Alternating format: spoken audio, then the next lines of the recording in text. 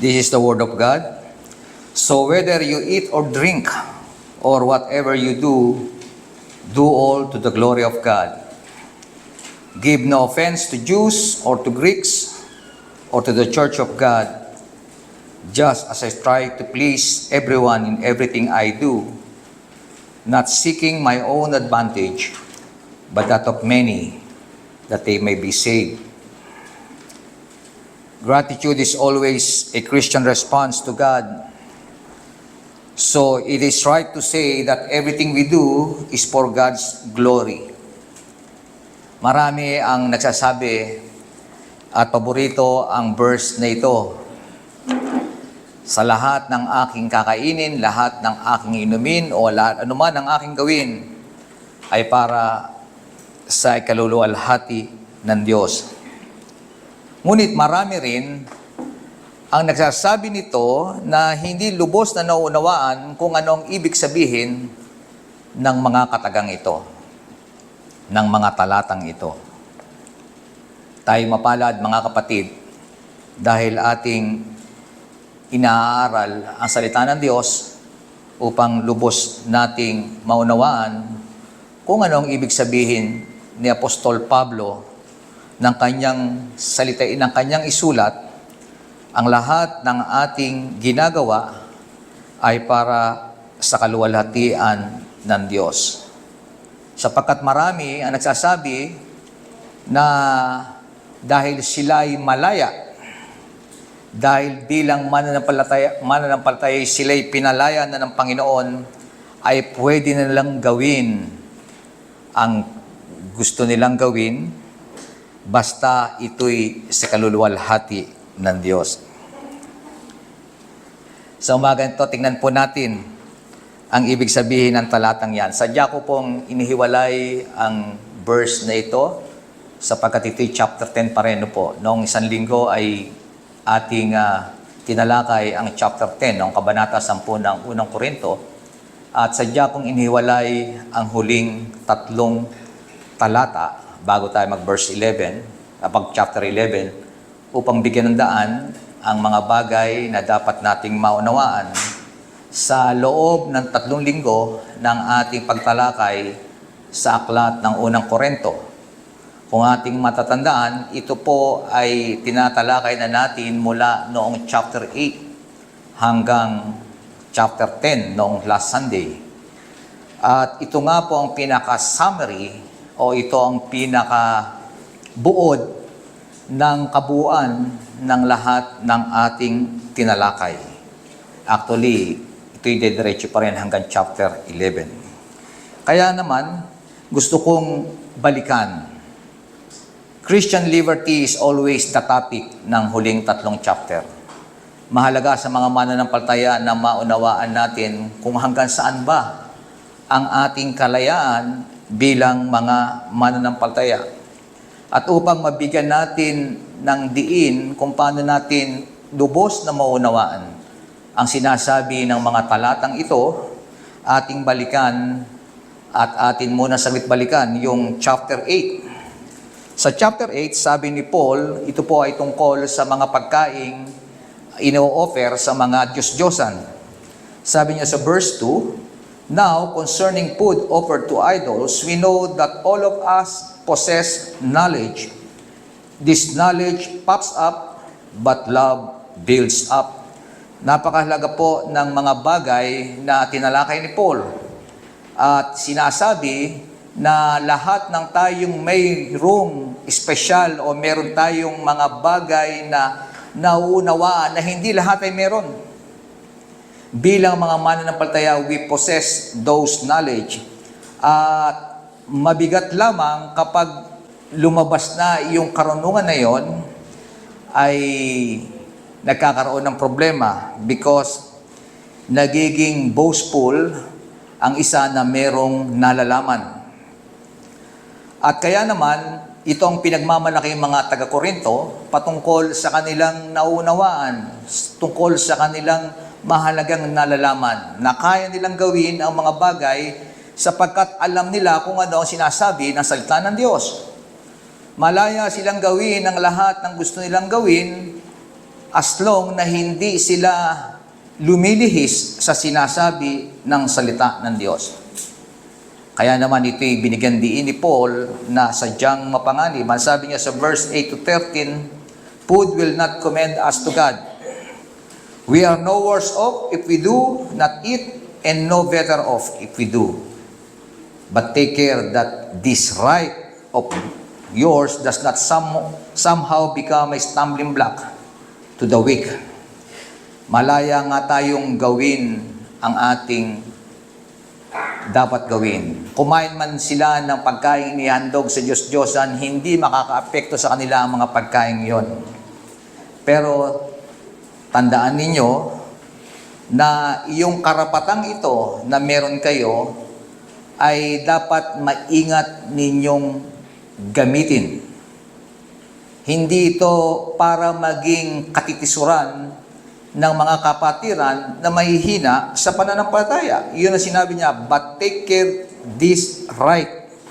Kaya naman, sa mga sumunod na chapter 9, dito tinalakay ni Paul ang tungkol doon sa karapatan na iyon, yung sinasabing right, no po. At kung ating susumahin, sabi niya, verse 14, "In the same way, the Lord commanded that those who proclaim the gospel should get their living by the gospel." Dito naman ay tinatanong ng mga mananampalataya doon sa church ng Corinth tungkol sa karapatan ni Paul na kumuha ng honorarium o ng support mula sa church. Hindi po ba? At tinatanong siya bakit hindi siya kumukuha ng suporta mula sa iglesia. Samantalang ang karapatang iyon ay ibinigay sa lahat ng lingkod ng Diyos. Ang ibang mga apostol ay tumatanggap, pero bakit siya ay hindi tumatanggap? Ito ang binigyan diin ni Paul sa kanila. Sabi ng verse 15 to 16, "But I have made no use of any of these rights, nor am I writing these things to secure any such provision. For I would rather die than have anyone deprive me of my ground for boasting. For I preach the gospel that gives me no ground for boasting." Yung mga taga-Korinto ay nagmamalaki sa kanilang mga nalalaman. Kanilang pinagmamalaki dahil alam nila ang salita ng Diyos, may karapatan akong gawin ang mga bagay na ito. Dahil meron akong kaunawaan. Kaya naman sinabi rin ni Paul sa chapter 9, "Ako man ay malaya rin gawin ang lahat ng bagay sapagkat ako'y meron ding karapatan." At kanyang binigyang diin yung kanyang karapatang kakaiba sa kanila. Ano yung karapatan ni Paul? Tumanggap. Tumanggap ng suporta mula sa church. Pero hindi ko yun ginawa. Sabi niya, karapatan ko. Pero bakit hindi ko ginawa? Sapagkat sa aking sarili, ang pagtanggap ng karapatang yan ay magdadala sa akin ng pagmamalaki. Wala akong pwedeng pagmalaki kung hindi ang mabuting balita. At dito lamang nauunawaan natin ang gusto lang ipahayag ni Paul sa kanila. Ang mensaheng gustong ibigay ni Paul sa kanila ay kung paano dapat gamitin ang karapatan na meron ng isang mananampalataya. Huwag niyong ipagmalaki ang inyong nalalaman. Huwag niyong ipagmalaki ang inyong karapatan bilang mga lingkod ng ating Panginoong Jesucristo, bilang mga alipin ng mabuting balita. Malaya tayong gumawa ng lahat ng bagay. Ngunit dapat nauunawaan nating mabuti upang hindi tayo umabuso sa paggamit ng karapatang iyon. And then, chapter 10, sinimulan po iyan ng kanyang babala against idolatry. No po. Kung ating matatandaan sa mga unang parte ng talata ng chapter 10, which is the same chapter na ating pong dinidiscuss sa umagang ito, una munang ipinakita sa kanila ni Apostol Pablo ang kasaysayan ng kanilang mga magulang doon sa ilang. na kung saan sila ay tumanggap ng napakaraming pagpapala mula doon sa ilang mula sa Diyos. Ang sabi nga, sinusundan sila ng bato. At sinabi ng Panginoon na ang batong yon ay walang iba kung hindi ang Panginoong Jesucristo. Ngunit sa kabila ng lahat ng blessings na meron sila, nakita natin sila'y nahulog pa rin sa mga Diyos-Diyosan. Naging ugali nilang sumamba sa Diyos-Diyosan. Minsan sumasamba sila sa Diyos-Diyosan, minsan sumasamba sila sa tunay na Diyos sa maling pamamaraan. At nakita natin doon nahulog ang mga magulang ng bayang Israel. At sinabi niya sa huli, doon dahil ang Diyos ay hindi nalagot sa kanila, marami sa kanila ay hindi nakarating sa lupang pinangako. Kaya naman, sabi niya sa verse 6, now these things took place as examples for us, that we might not desire evil as they did. Mga kapatid, lahat ng isinulat sa matandang tipan o sa lumang tipan ay mga bagay na dapat nating maunawaan na kaya ito'y tinuturo ay para maging halimbawa sa ating lahat. At paulit-ulit yan, sa lahat ng mga pagtuturo ni Apostol Pablo patungkol sa mga bagay na dapat gawin ng mga mananampalataya ngayon ay mayroong malaking relasyon sa mga ginagawa ng mga unang mga mananampalataya noong panahon ng lumang tipan. Wala kayong, sabi nga rito, do not be idolaters as some of them were. As it is written, the people sat down to eat and drink and rose up to play. Yon ang mga kinasadlakan ng mga sumasamba sa Diyos-Diyosan, yung mga idolaters. Pasimple-simple yung kanilang buhay. Dahil nandoon ang biyaya at benepisyo ng Diyos sa kanila, ginagawa nilang kainin ang gusto nilang kainin. Inumin ang gusto nilang inumin. At mabuhay ng mapayapa sa pagpapala ng Diyos. Ngunit ano ang kanilang kinasadlakan sa sobrang liberty na meron sila, sa sobrang blessing na inabot nila noong panahon na yon, lahat sila'y nahulog sa pagsamba sa Diyos-Diyosan. Kaya naman, sabi niya sa verse 14 to 17, chapter 10, therefore, my beloved, flee from idolatry. I speak as to sensible people, judge for yourselves what I say. The cup of blessings that we bless, is it not a participation in blood of Christ? The bread that we break is not a participation in the body of Christ? Because there is one bread, we who are many are one body, for we all partake of the one bread. Verse 21 to 22, you cannot drink the cup of the Lord and the cup of demons. You cannot partake of the table of the Lord and the table of demons. Shall we provoke the Lord to jealousy? Are we stronger than He? Ito ang warning ni Apostle Paul sa kanila doon sa mga mananampalatayang kabilanin. Ang mga mananampalataya sadyang hindi dapat complacent sa kanilang katatayuan. Malaya tayo. Minsan nga sinasabi natin, mas mabuti pa bang walang nalalaman sa mga may nalalaman? Hindi po ba? Mas mabuti pa ba yung tulog ng tulog kapag nag-aaral kesa doon sa tunay na nag-aaral? Mga kapatid, mabuti ang may nalalaman. Ngunit ang nalalamang yan ay dapat nating gamitin para sa kaluwalhatian ng Diyos at hindi sa pansarili nating kaluwalhatian. Kaya naman, basahin ko ulit bago tayo sumapit sa talatang ito. Verse 23 hanggang verse 32. Do all to the glory of God. All things are lawful, but not all things are helpful. All things are lawful, but not all things build up. Let no one seek his own good, but the good of his neighbor.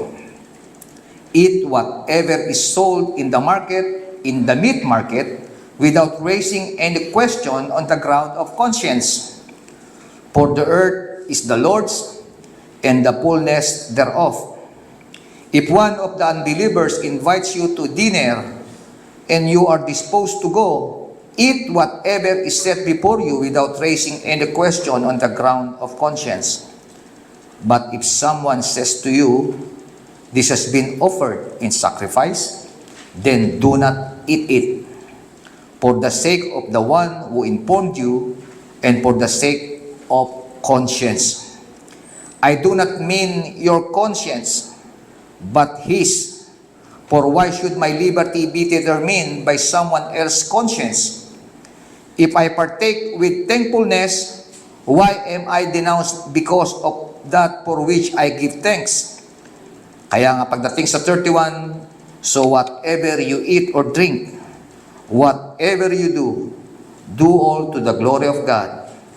Give no offense to Jews or to Greeks or to the church of God, just as try to please everyone in everything I do, not seeking my own advantage, but that of many, that they may be saved. Ang sulat na ito ni Apostol Pablo ay isinulat na sa kabuuan para sa mga mananampalataya noong unang century. Pero masasabi nating ito'y isinulat din sa atin sa ngayon. Maraming mga mananampalataya ang di naunawa ng tungkol sa kalayaang meron siya. Ano po? Yung mga mananampalatayang hindi na-inform, mga mananampalatayang simba uwi lamang at di nag-aaral ng salita ng Diyos, wala silang naunawaan tungkol sa kalayaang ito na meron sila kay Kristo. Hanggang ngayon, ay mapapansin natin, sila'y hawak pa rin ng mga ipinag-uutos ng Diyos. Sunod dito, sunod doon. Ngunit doon sa mga mananampalataya na nauunawa ng kanilang kalayaan, ay dumarating din sa pagkahulog dahil naman din sa sobrang pag-abuso sa kalayaang iyon.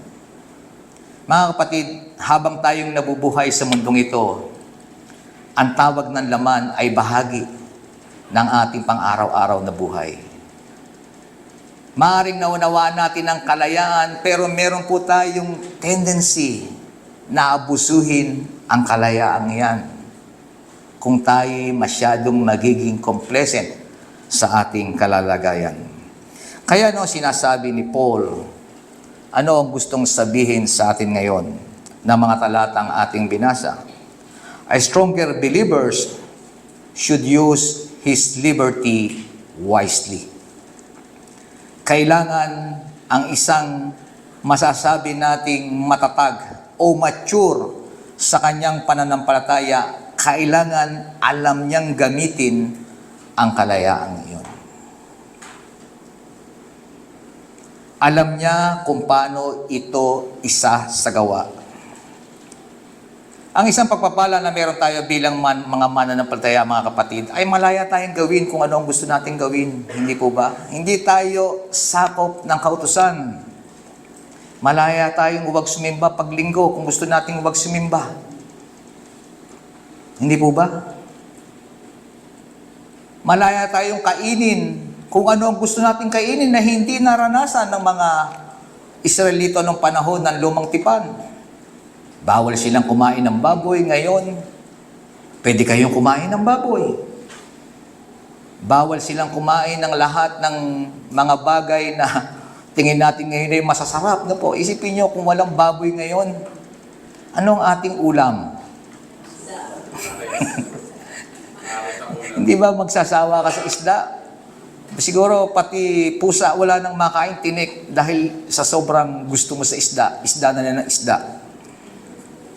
Pero, yun ang isang papapala na meron tayo, mga kapatid.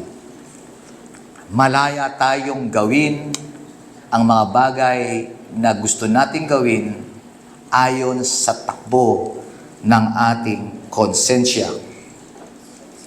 Kaya lamang kung ating papansinin, ito sa ating buhay pananampalataya ang pinakamahirap sigurong gawin. Ano po? Pinakamahirap i-exercise sa ating buhay pananampalataya. Kung paano tayo magde-decide ng ating kalayaan sa pang-araw-araw nating buhay. Ang isa nga sa nakita kong magandang halimbawa, maaari nung panahon na yon, ang kanilang halimbawa ay tungkol dito, ang kanilang issue ay tungkol dito sa pagkain ng mga pagkain ine-offer sa Diyos-Diyosan, hindi po ba? Sa mga huling sinasabi ni Paul, yung mga pagkain sa Diyos-Diyosan na available sa market, na siyang nabibili at inihahain sa kanila, meron ba silang karapatang kainin? Inihain sa Diyos-Diyosan yon. Parte lamang yon na ibinebenta, pero inihahain yon at inalay sa Diyos-Diyosan. Pwede mo bang kainin? Sabi ni Paul, sa iyong kalayaan, pwede mong kainin. Walang problema. Hindi makaka-apekto sa iyan. Pero, once na nagbigay sa iyo ng pagkain na yan, nagtanong, na nagsabi na iyan ay nialay sa Diyos-Diyosan, hindi mo siya pwedeng kainin. Hindi para sa iyong konsensya, kung hindi sa konsensya ng nagsabi sa iyo. Meron po tayong responsibilidad para sa ating mga kapatid sa pananampalataya. Hindi tayo pwedeng gumawa ng mga bagay na ikahuhulog nila. Isang halimbawa ay kung paano tayo namumuhay. Paano ba natin i-display yung mga bagay na meron tayo? Lalo na sa social media, hindi po ba? Malimit sa atin kapag meron tayong bagong bagay na meron tayo sa bahay, o meron tayong bagong relos, meron tayong bagong sasakyan, meron tayong magarang bahay, may bahay tayo rito, may bahay tayo doon. 3 aking sasakyan. Napakarami kong kwintas, iba't ibang aking relos. Ang aking sapatos nakaparada sa aking closet at ipinakikita ko yan sa Facebook. Lahat ng meron ako. Tandaan niyo po, noong ako'y nasa maihalimbawa ko lamang ang aking sarili at wala akong maisip na halimbawa. Noong ako'y napadestino ng halang. At kung inyo pong makikita ang katatayuan doon sa church namin sa halang, bihira po doon talaga ang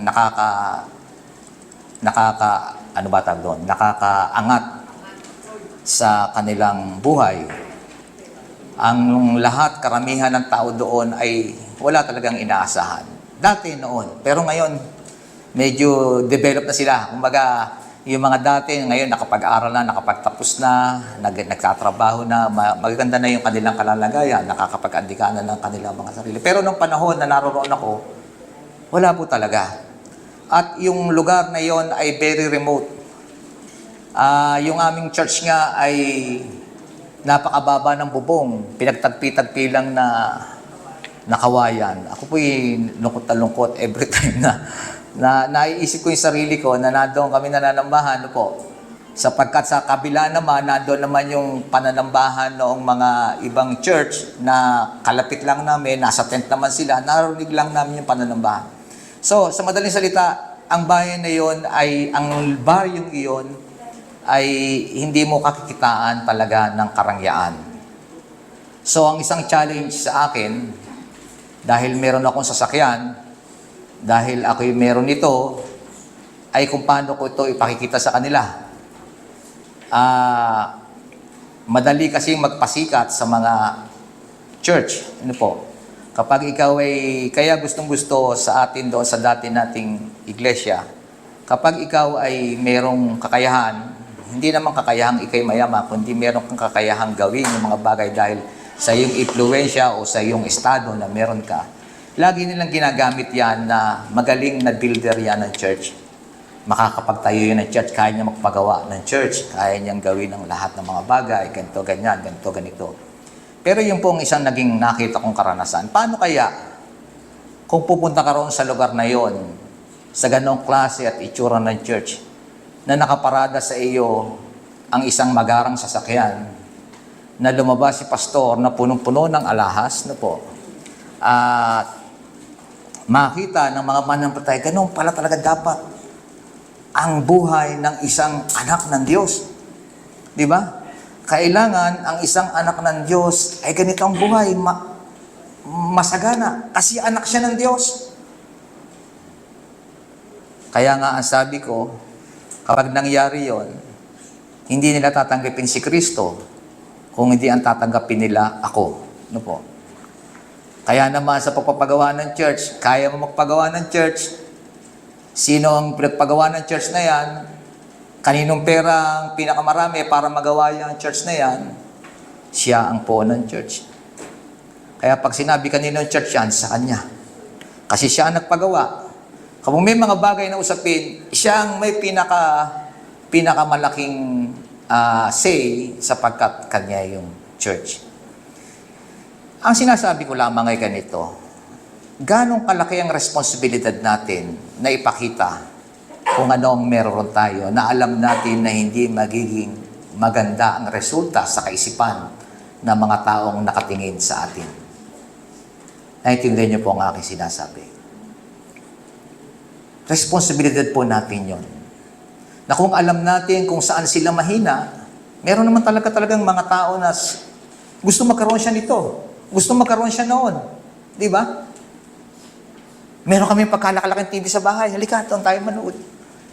Wala namang problema na pakita mo. Kaya nga sabi natin, malaya tayong gawin ang lahat ng pwede natin gawin. Pero paano natin ito ipakikita sa kanila? Paano natin sila, ano ba yung salita ron? Aantigin. O iinggitin na meron ako to, meron ako niyan. Ano po?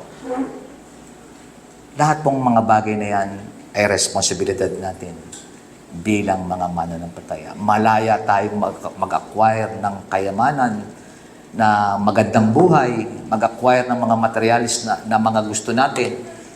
Pero, dapat maging responsable tayo. Hindi po ba? Malaya tayong magkaroon ng sasakyan. Huwag naman sanang Mercedes na pastor ka, naka-Mercedes ka. Parang napakahalay naman, di ba? Sabi naman ni Katirso, tama na, Fortuner sa iyo. Di ba? Ibig sabihin, yung mga sasakyan na yon, kung tutusin ay hindi naman talaga luxury na sasakyan. Pero ganun pa man, depende yon doon sa nakikita mo at alam mo na naaapektuhan ng mga kapatid. Responsibilidad natin yun. Walang masawa per se, pero dapat maging maingat sa paggamit ng ganong mga bagay. Amen po ba? Pangalawa, seek to act according to love for other believers. Yun naman ang sabi ni Paul, willing to not to take advantage of our freedoms when it might cause harm. Seek to not give unnecessary offense, but we are to serve others. Yun ang trabaho natin dito. Maglingkod sa isa't isa. Ano ang dapat natin gawin? Lahat ng ating gawin dapat, kung gusto nating sabihin ito'y si kalululhati ng Diyos, dapat nagpapahayag ito ng pag-ibig natin sa ating kapwa. Kapag ipinahayag natin ang ating pag-ibig sa ating kapwa, ipinapahayag natin ang pag-ibig natin sa Diyos. Palaging connected yung dalawang yon, hindi po ba? Pag nagpahayag tayo ng mga bagay para sa kabubuti ng ating mga kapatid, yun din ang mga bagay na ginagawa natin para sa Diyos. Kung anong ginagawa natin sa ating kapatid, ginagawa natin sa Diyos. Sa lahat ng gagawin, kung gusto nating maluwalhati ang Diyos, bago natin gawin ang isang bagay, ito ba ay makaka-edify sa iglesia? Pag sinabi nating makaka-edify sa iglesia, ito ba ay makaka-edify sa mga kapatid ko sa pananampalataya? Doon sa mga mahihina, ito ba'y magpapalakas sa kanila? O ito magbubunsod sa kanila sa lalong kapahamakan? At pangatlo, sabi ng verse 33, just as try to please everyone in everything I do, not seeking my own advantage, but that of many that may be saved. Live the gospel by imitating Christ. Yun po ang sinasabi ng mga talata. Kung gusto nating gayahin ng ating Panginoong Jesucristo, mabuhay tayo sa mabuting balita. Yun ang sinasabi ni Paul kanina sa chapter 9. Kaya lahat ng bagay ako'y malaya. Pero for the sake of gospel, yung mga karapatan na yon, tinanggal ko sa aking sarili. Bakit? Para mas marami ang makakilala sa Panginoon. Kasi ang issue, nasa loob na ng church, nawawala pa. Nasa loob na ng church, nawawala pa. Bakit? Natitisod. Ang ating buhay ay nasa ilalim ng mabuting balita. Ang mabuting balita ay nagpapahayag ng kung paano tayo mabubuhay ng naaayon sa kalooban ng Diyos sa ating pang-araw-araw na buhay. Kung paano natin gagawin yon, tingnan natin ang ating Panginoong Jesucristo. Paano buhay siya nabuhay para sa atin? Para sa kanyang iglesia. Paano niya sinakripisyo ang kanyang sarili para sa kapakanan ng kanyang church? Dapat ganoon ang ating buhay, sabi ni Paul. Lahat ng advantage na meron tayo for God's glory. Lahat ng mga influence na meron tayo for God's glory. Lahat ng meron tayo for God's glory. At paano natin gagawin yun? Gayahin natin ang ating Panginoong Jesucristo. Sabi nga ng church father na si John Chrysostom, dito magtatapos, let's all the things which you undertake and accomplish have this root and foundation, namely, that they tend to the glory of God. Sa lahat ng ating gagawin, bago natin gawin, maluluwalhati ba ang Diyos sa aking gagawin? Of course, yun ang dapat una nating basihan. Ang gagawin ko bang ito'y makakaluwalhati sa Diyos o ang gagawin ito ay hindi magiging kaluwalhatian niya?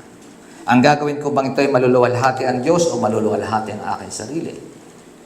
Of course, dapat sa lahat ng ating gagawin, maluwalhati ang Diyos. At every time na in-exercise natin ang freedom natin sa ating Panginoong Jesucristo ng tama at naaayon sa salita ng Diyos, hindi sa gusto ng ating puso kasi doon nagkakaroon ng problema.